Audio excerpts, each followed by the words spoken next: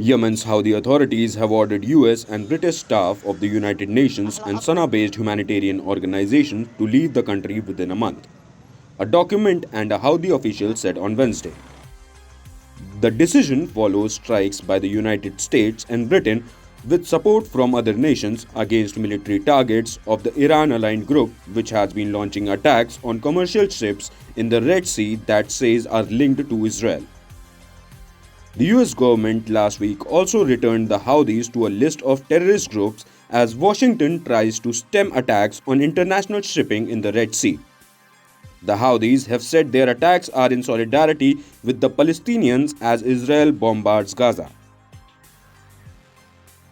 The measures are against two countries, the United States and Britain. These two countries have taken aggressive actions against us, especially the United States with the decision of terrorism designation. This decision is unfair, and America has no right to do so. Additionally, these two countries have engaged in aggression against our country, becoming hostile states that engage in aggressive acts and daily airstrikes on Sanaa and various provinces. It is not acceptable in any way for their citizens and nationals to remain among us and engage in administrative work in organizations that reach distant areas and so on. They may engage in any security work or work that serves these countries that are attacking Yemen, and it is the sovereign right of Yemen to take the necessary measures. The ministry would like to stress that you must inform officials and workers with US and British citizenships to prepare to leave the country within 30 days. Regarding humanitarian work, it may not be limited to American and British nationalities. There are other nationalities that can replace them. It could be Yemenis or nationals from other countries. No problem. It is not an issue to have two nationalities exempted from humanitarian work in Yemen, and this is normal.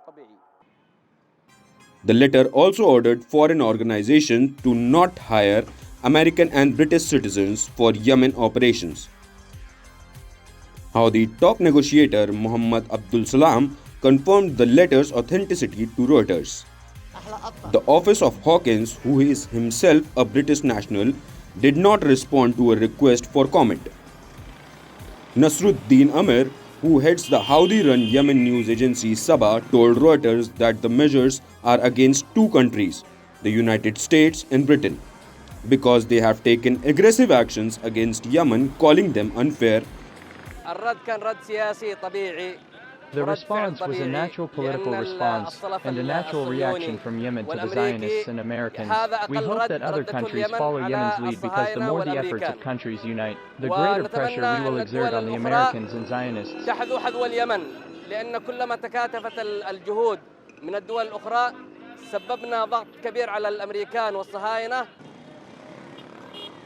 The US Embassy said in a statement it was aware of reports about the letter but cannot speak on behalf of the UN or humanitarian organizations in Yemen as to what they may have received from Houthi authorities.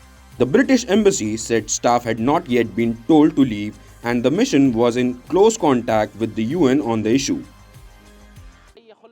This decision is commendable, and we applaud Ansar Allah, editor's note, referring to the Houthi group for this decision because it confronts America and Israel, who have classified us as a terrorist group in the Security Council. We stand in support of our brothers in Gaza and Palestine in the Red Sea.